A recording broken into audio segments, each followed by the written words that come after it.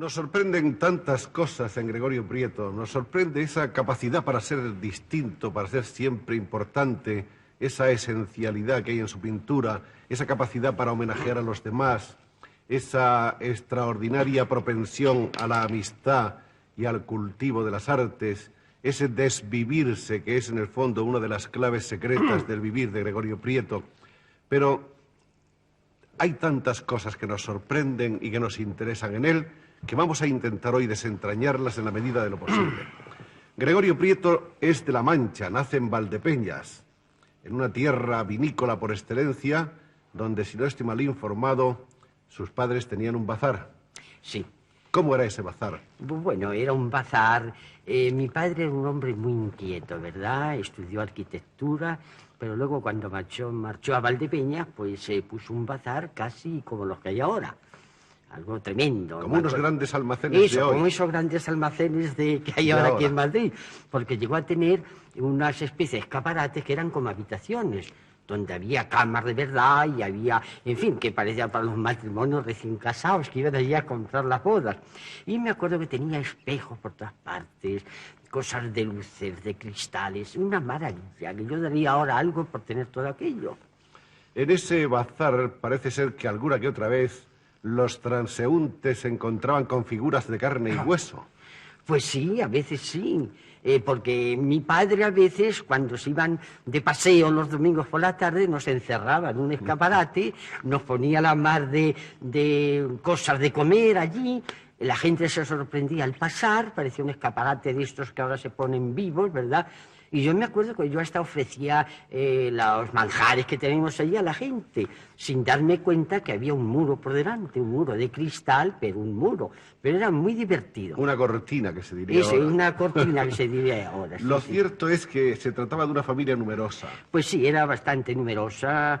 Me parece, yo ya no lo sé, porque no tengo noción ni de edades ni de números. Éramos 7. 7. Yo era el más chico. El Benjamín. El Benjamín. Entonces quizá el favorito. Bueno, pues sí, pero no. Sin embargo, yo era el puente de esas querellas que antes había en las familias, estas familias burguesas de los pueblos, que si el padre era carlista, el hijo era republicano, que entonces era como se ahora comunista, que si en fin, además la que era un poco también muro de contención era mi madrastra. Que ha sido la persona que realmente yo he querido más en el mundo. La persona más importante humanamente en su vida, su Era madrastra. una persona que ya empezó teniendo una gran categoría. Ella pertenecía a una familia riquísima, aristócrata, pero ella ya se dio cuenta que eso no vale para nada si no hay un sentido práctico y espiritual en la vida. Se marchó solita a Madrid a estudiar y estudió maestra, profesora. Fue mi primera maestra y luego, mira, no sé cómo llegó a ser mi madre, porque yo la considero casi más que madre. Bueno, y ahora a todo esto nos interesaría saber cómo nace la vocación de Gregorio Prieto como pintor. Bueno, pues nace de una manera muy sencilla y muy natural. Recuerdo que un día yo venía del colegio y entré y yo no me fijé quién había allí con mi padre, ¿verdad? Y me sorprendió mucho un cuadro que llevaron para ponerle marco. Recuerdo como si fuera ahora un gran cuadro, era una niña. Creo que era muy guapa, no lo sé, pero yo me la imagino muy guapa, con un traje de florecitas. Entonces yo tanto me impresionó que no sé dónde yo encontré un papel de fumar, se conoce que allí encima el mostrador, y con un lapicero de estos de colores, estos que son de azul y rojo... Un bicolor de 2 puntas. Un bicolor de esos, me metí por allí, por aquellos cuartos, y vine contentísima a enseñarle a mi padre el dibujo que yo había hecho de recuerdo de ese retrato que llevaron. Bueno, pues fue el primer éxito de mi vida, porque el viajante quedó enamorado del dibujo. Yo no sé si le cayó en gracia, porque yo no sé, yo tendría 4 o 5 años, yo no me acuerdo. Y entonces me prometió traerme a otro viaje que hiciera, ofrecer sus cosas, la primer caja de pinturas.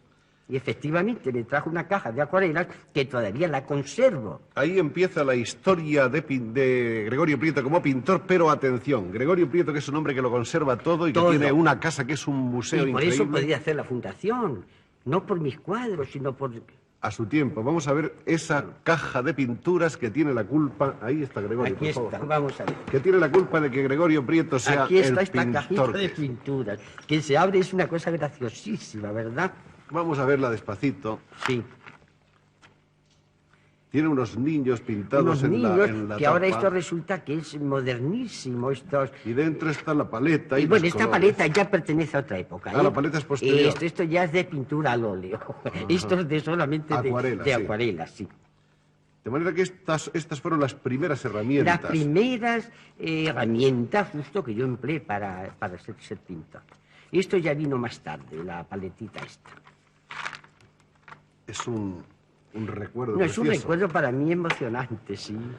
A partir de ahí vienen luego ya estudios. Estudios, sí, claro, estudios. Bueno, ya nos vinimos a Madrid porque mi padre quería darnos carrera en Madrid y entonces yo empecé a estudiar ingeniero de caminos, puertos y canales, que es una cosa graciosísima. No sé por qué a mi padre se le antojó eso. Y claro, yo por obedecer a mi padre, que era un hombre buenísimo, pero muy dictador, que lo que decía había que aceptarlo, quieras o no. Y entonces yo empecé a hacer dibujos, eso sí, dibujos los hice muy bien. Ahora, cuando llegaron ya las matemáticas y todo eso, yo era imposible. Yo me acuerdo que yo en mi cuarto, llorando a lágrima viva, yo no podría, pero esa voluntad inquebrantable de mi padre me hacía que yo siguiera, hasta que llegó un día que ya no pudo ser. Y entonces ya decididamente me dediqué a la pintura. Fue en Madrid. Fue en Madrid, sí. Empecé sin decir nada en mi casa, copiando láminas de blanco y negro, que entonces para mí un tomo que me regalaron me parecía el tesoro más grande, que también todavía lo tengo. Maestros. Pues aquellos eran los dibujantes estos de entonces, que era García Rodríguez, era toda esta época, era también que ahora está muy en moda, como Cecilio Pla, en fin. Y entonces yo a escondites de mi casa pues copiaba y hacía acuarelas con esta cajita, ¿verdad? Luego ya pues me enteré que había escuelas de artes y oficios. Y entonces yo no sé cómo me introduje en esas escuelas y dio la casualidad que eran esta aquí en la calle La Palma, donde estaba el profesor Santa María, don Marceliano. Y nada, le pareció tan estupendo lo que yo empecé a hacer, que de aquellas orejas que ponían, de aquellas narices, de aquellas bocas, aquellos pies, todo eso, ya me pasó. No empecé por láminas de estas de que se puede contar los pelos de la cabeza, pero tanto le gustó que me pasó enseguida a yeso, luego al desnudo, el natural, y nada, y así empecé. ¿Y cuándo empieza a ser Gregorio Prieto un pintor ya importante, ya en la Bueno, vida? importante yo creo que ni ahora yo lo soy. Bueno. Yo nunca me he creído importante. Pero en fin, he seguido unas líneas, ¿verdad? Y entonces ya también, sin decir nada, me presenté en San Fernando y dio la casualidad que éramos muchos, no sé si éramos 100 o cuánto, y me acuerdo que entramos solamente 10. Y yo tuve la suerte que entré, sin que nadie se enterara ni que nadie lo supiera. Claro, eso ya a mi padre ya le conmovió. Y dijo, esto realmente es una vocación fantástica. Y luego él ya ponía el pretexto, no sé si era pretexto, era verdad, que decía que él quería probarme a ver hasta qué punto mi vocación era auténtica. En fin, y entonces yo ya empecé a empezar eso, la carrera, oficio, lo que sea, de pintor. Hay luego una serie de etapas muy diferenciadas, porque esa es una de las Completamente. cosas que sorprenden más en Gregorio Prieto, que es la capacidad de Sí, cambiar. todo está unido, todo está mezclado, hay un revoltijo en todas mis vidas tremendo. ¿Cuántas vidas hay en la vida de Gregorio? Muchísimas. ¿Y usted es una sola persona o muchas personas? Bueno, yo no sé, iba a decir que soy como la Santísima Trinidad, Padre, Hijo y Espíritu Santo, pero en una sola persona, ¿verdad? Hay en Gregorio Prieto un poeta. Bueno, quieren hacerme poeta a la fuerza, porque ahora quieren que escriba. Y no sé si con buena o mala intención dicen que escribo mejor que pinto. Yo creo que hay muy mala intención, pero en fin, bien está. Vamos a hablar de las de algunas de las épocas más importantes de la pintura de Gregorio Prieto. Está, por ejemplo, la época pop art. Bueno, eso ya es lo último, que ahora he cambiado el nombre de pop art por postismo, porque Bueno, el postismo es la ultimísima. Pero eso arranca de los 40 y tantos. No, eso arranca casi de ahora mismo. Casi de ahora porque mismo. El postismo ahora yo lo voy a lanzar como una, ¿cómo se dice esto? una época, lo último, más allá del abstracto y más allá del pop art y más allá que el superrealismo y tantísimo nombre como ahora se da, que ya ni los mismos pintores lo sabemos. Pero las raíces del postismo nacieron en el 40 y... Bueno, no, las raíces del 48, postismo 50. nació en Roma, Ajá. en el momento justo que teníamos nada menos que de director al fantástico Don Quijote de Valle Inclán. Bueno, eso fue cuando fuiste a Roma. Eso fue ya en Roma, pero fue donde empezó el postismo con Cheveos, Eduardo Chicharro, el hijo del pintor otro. Con Chicharro y Carlos Edmundo de... El Carlos Edmundo de Orí, y ese momento empezó. Ahora, esto de Chicharro yo empezó mucho antes que cuando apareció Orí. Ya Orí apareció en Madrid, mientras yo seguía en Roma. Pequeño paréntesis. Venga. ¿Cómo era don Ramón María, el de las barbas de Era el chivo? hombre más estupendo del mundo. Ahora, como Don Quijote era un loco. Un loco que había que atarlo un poco. Yo recuerdo, yo tuve la gran suerte de que yo armonizo con todo el mundo, mismo con los seres más locos. A don Ramón, yo creo que la única persona que él respetaba y quería en la academia era yo. Y yo era el que lo sostenía un poco. Pero un loco realmente. Ahora, un loco, como son todos los genios, fantástico, yo prefiero que sean locos a que sean tontos. ¿Pero recuerda alguna anécdota curiosa, concreta, Bueno, hay singular? tantas anécdotas. Una. Ay, yo no sé cuál podría yo contar.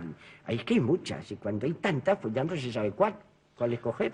Usted ha estado muy cerca de los poetas. Creo que es quizá la persona que en este mundo, por ejemplo, tiene más dibujos originales de Federico Sí, García Lorca. desde luego yo he estado muy cerca siempre de los poetas. A mí los poetas me han interesado mucho más que cualquier otra profesión.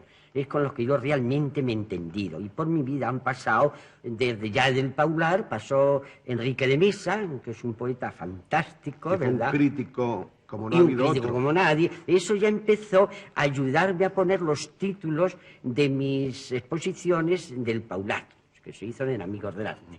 Y fue el primer, luego tuve otra gran amistad, otra gran poetisa de entonces, que es Rosa Chacel. Según Julián María, hoy, pues, la mejor novelista que existe. Así que yo he sido, no sé si condenado, digo la palabra condenado en un sentido muy cariñoso, ¿verdad?, a ser amigo de los poetas. Y fueron los dos primeros poetas que yo conocí esto. Federico, la amistad con Federico. Y después ya vino Federico, vino Alberti, vino Altolaguirre, vino Hinojosa, vino Cernuda, vinieron todos, porque yo soy amigo de todos. Luego también estaba, ahora esa amistad ya ha sido ya un poco más respetuosa de mi parte, porque yo los he conocido cuando yo era niño, que era Juan Ramón y Machado, que por cierto a Machado lo conocí en un pueblecito de Valencia. Y he tenido amistad con ellos, pero en fin, una amistad muy respetuosa de mi parte. Más distante. Más distante. Como también tuve otra amistad muy distante con Unamuno.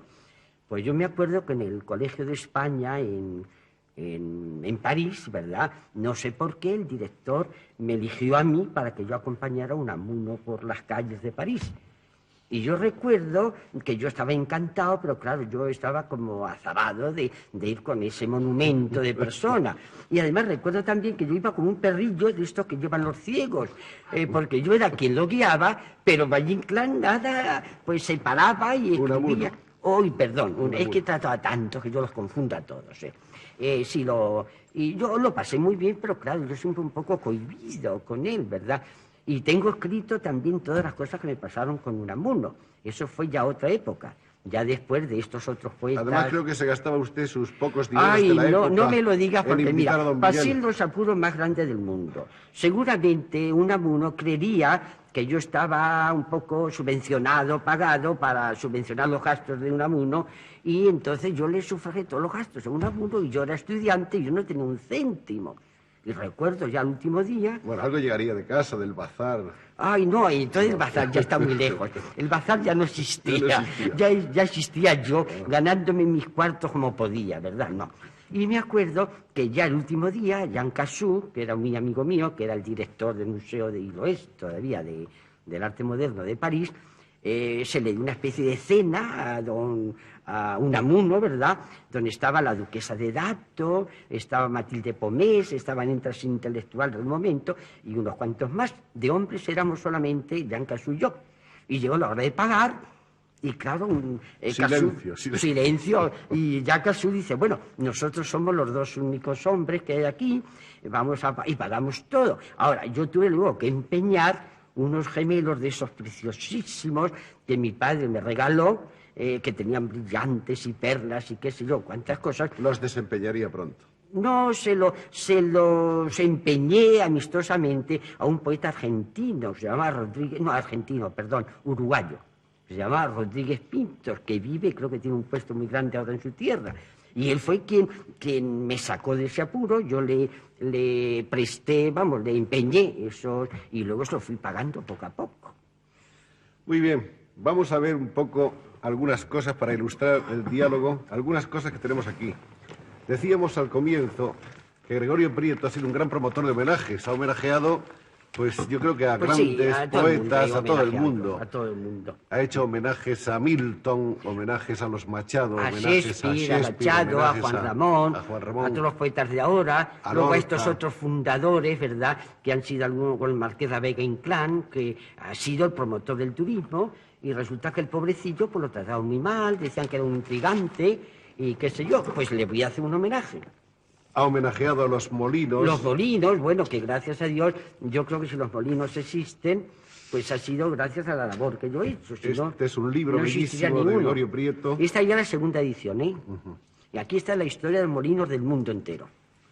Ha homenajeado a Lorca. Bueno, este es el retrato bellísimo y bueno, famosísimo. Este ya es el retrato que yo digo un poco en broma que es como la Gioconda, o más, es conocidísimo. Además está enmarcado también Lorca, como la Gioconda. Aquí está unas ilustraciones, un libro... Pues esto de Milton. Del Paraíso Perdido, sí, ilustrado de una manera que ya trataremos de ver después por Gregorio Prieto, un Quijote, en fin. Y otro va a aparecer ahora. Muchísimas cosas, pero yo quería sobre todo llamar la atención de ustedes acerca de esto que está preparando. Estos son el boceto, ¿verdad? Estos letras de imprenta, pero un poco para sacar en limpio. Estos ahora no es más que, no sé, con los ferros, no se llaman así. Pues sí, los ferros, eso es. Técnicamente. Esto va a ser una carpeta, ¿verdad?, donde viene una serigrafía dedicada a cada uno de estos 5 poetas del 27. Esto, por ejemplo, es acerca de Miguel Hernández. Esto cerca de Miguel Hernández. Un texto de Gregorio, sí, que luego está seguido. Este es Hernández, el del retrato con él, hecho por Gregorio de Miguel Hernández. Sí, estos son dibujos del mismo Hernández. Dibujos de Miguel, que, sí, son realmente muy curiosos. Son casi inéditos, ¿verdad? Después de Miguel... Bueno, aquí sigue también... Bueno, sigue Miguel, sí. Ah, bueno, no, este ya... Este sigue Miguel, sí, con un su soneto, dibujo, un que él soneto también de Miguel. dibujaba, sí. Y un soneto escrito por él, y luego otro ya impreso, en fin. De su puño y Estos letra, son pruebas, ¿verdad? Y otro dibujo suyo, sí. Hay otro pliego que está dedicado a Alberti. Pues esto ya es de Alberti. Esto es una especie de estos dibujos escritos que yo ahora, ¿saben? Esto es una cosa que yo he sacado ahora nueva, que es una especie de retratos de ellos en dibujos escritos. Y viene el de los 5. Esto es el retrato de él, una figura con un verso de él. Y aquí viene una cosa muy curiosa. Este dibujo está hecho por Sonia Araquistain, la que fue Araquistain, el que fue embajador en Alemania, ¿verdad? Y esta era hija, esta Sonia Araquistain, una chica guapísima, encantadora, ¿verdad?, pero un poco, no sé si llamarle loca o visionaria de poesía, en fin, no sé. Y entonces un día que estábamos, Rafael Alberti y yo, allí en su casa nos hizo este dibujo, y entonces esta chica tenía manías de que creía que las personas eran animales. A Rafael Alberti lo hizo como una cabra y a mí me hizo como un elefante. Pero lo curioso en esto, por eso ella nos dedica, dice el gran pintor Gregorio Prieto y el gran poeta Rafael Alberti. Pero lo curioso de esto, que yo aquí lo explico, ¿verdad?, es que esta chica en su obsesión de creer que éramos animales, ella tenía la obsesión de creerse pájaro, un pájaro de estos maravillosos.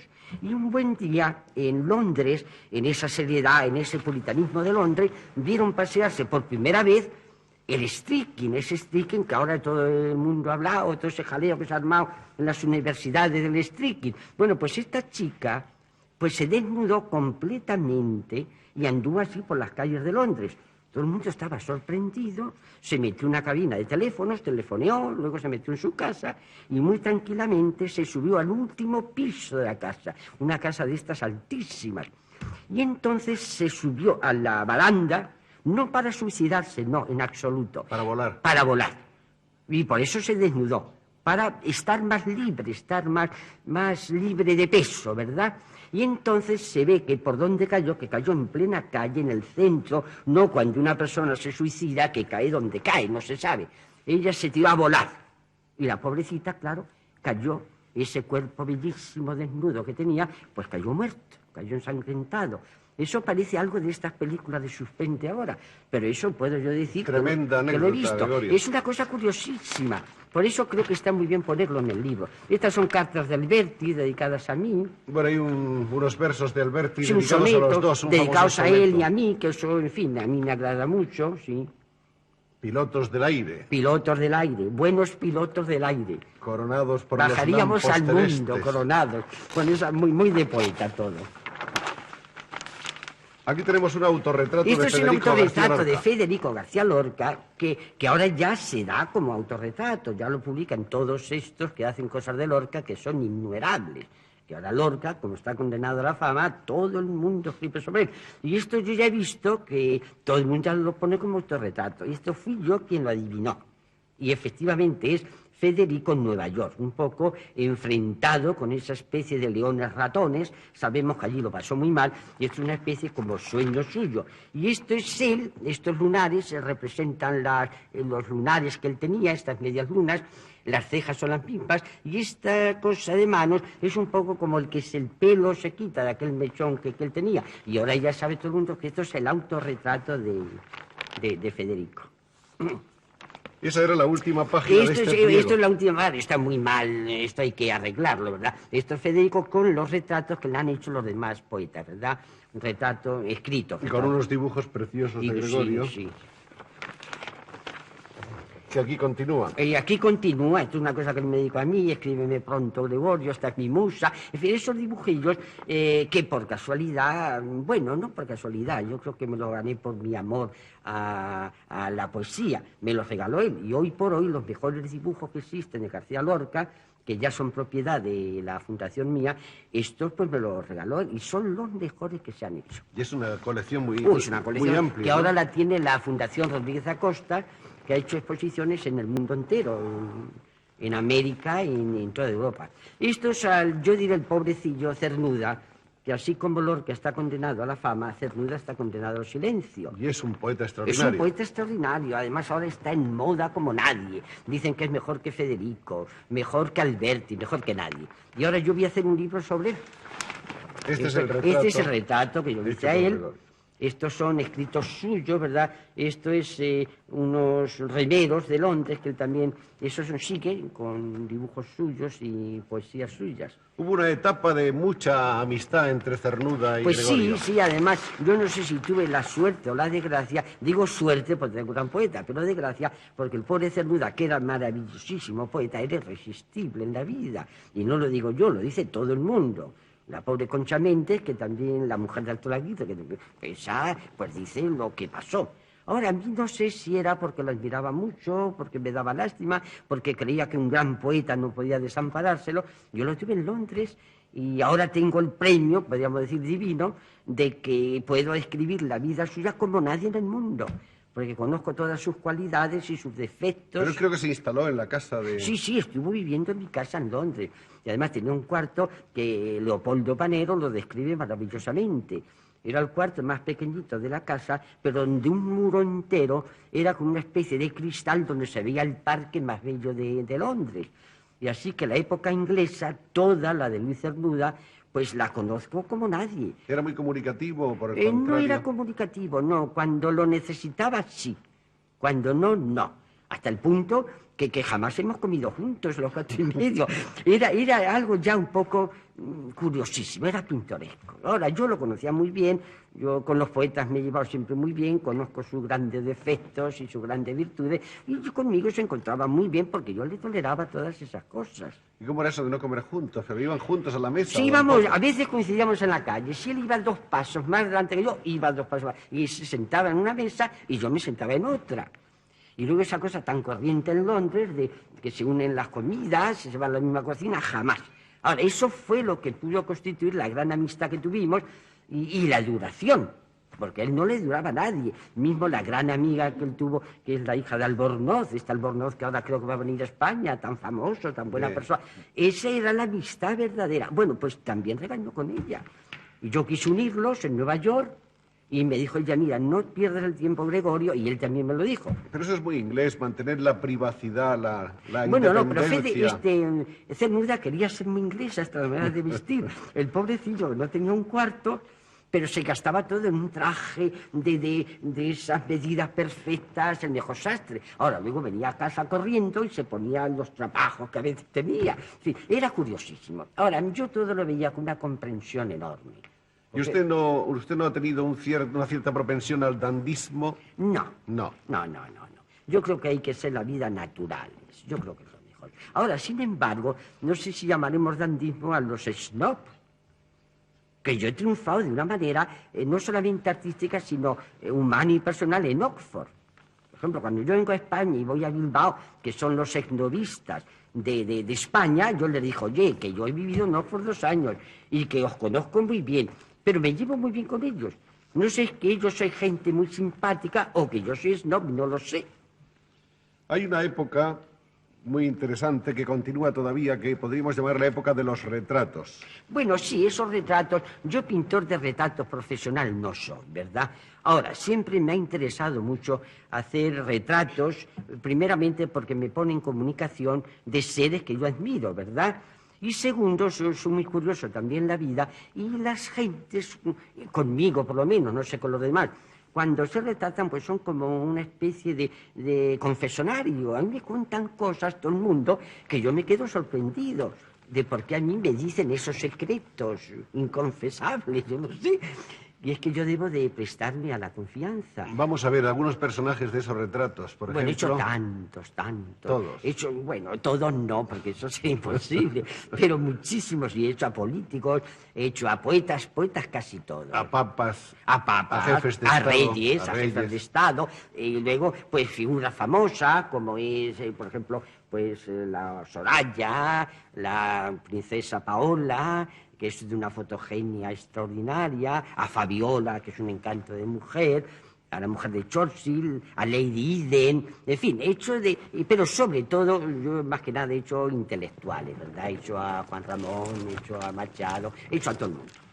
Los dibujos, la línea de unos dibujos que tenemos ahí en un atril que ustedes irán viendo a ratos. Y, por ejemplo, de estos otros Esto es dibujos el paraíso que ilustran perdido, esto el es un paraíso homenaje perdido, a Milton. son verdaderamente Que yo hice la casa de él en Londres bellísimos. ya, que ahí está la casa también. Esos son con un poema de él, ¿verdad?, que yo ilustro, o él me ilustra a mí, porque los dibujos yo a veces los hice antes casi de leer El paraíso perdido. Dibuja con mucha facilidad. Bueno, yo no lo sé. Ahora, la gente cree a veces, me dice, esos dibujos que tú haces en 5 minutos.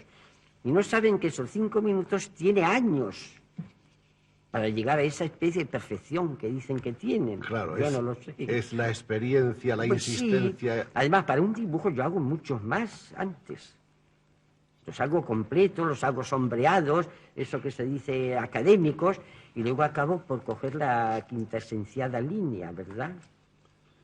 Hay una cosa que dice una vez en uno de sus libros, no recuerdo en cuál, Gregorio Prieto, que escribe mucho y escribe cosas muy interesantes. Bueno, escribo porque... Cosas un poco en el estilo collage, que son cosas Sí, es un poco de Gregorio. desahogo. Casualmente ahora tengo un libro de encargo que es Yo en París, que quieren que no haya ni un dibujo, porque es que quieren convertirme en escritor, y yo no quiero. Yo quiero ser el pintor que escribe, pero no el escritor, porque es meterme en un mundo que a mí me encantaría ser gran escritor, pero que no me lo merezco.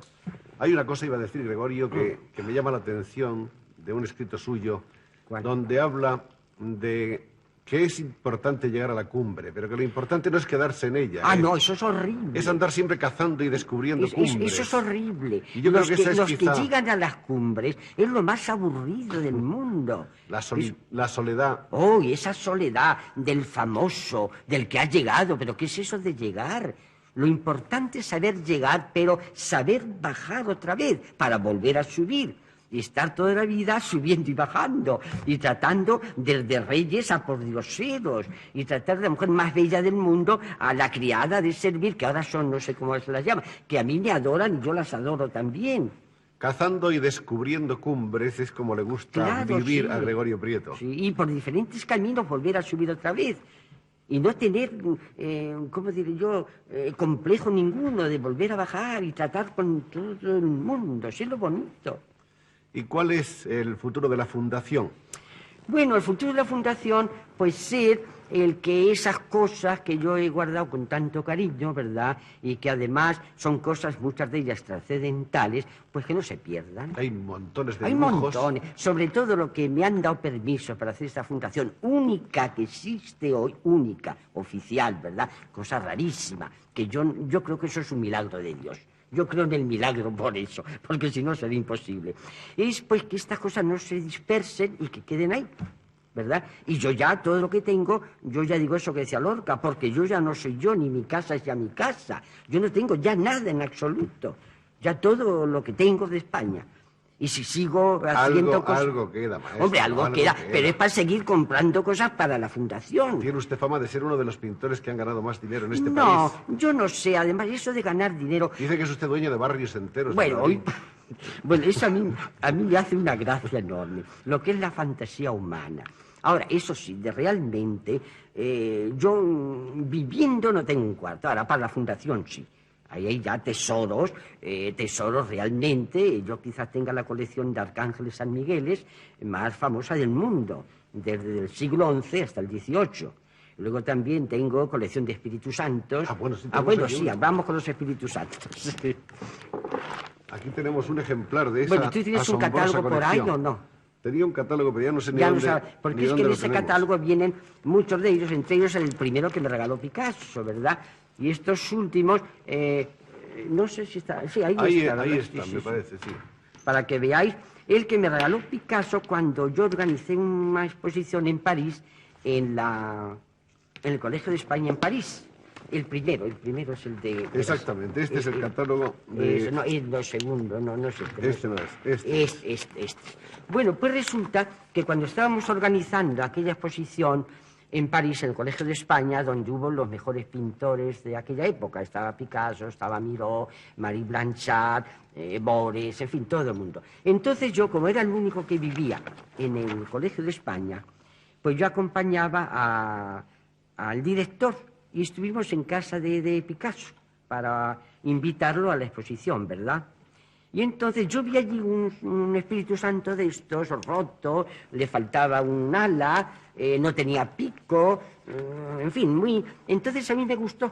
Y Picasso, con esa especie de indiferencia del maestro, dice, bueno, si lo quieres, quédate con ello, yo para nada lo quiero. Dice, además está roto. Y yo pues lo cogí. Ahora, yo luego le puse hice restaurar el ala, ¿verdad? Le puse cosas y ahora resulta que es un Espíritu Santo fantástico, preciosísimo.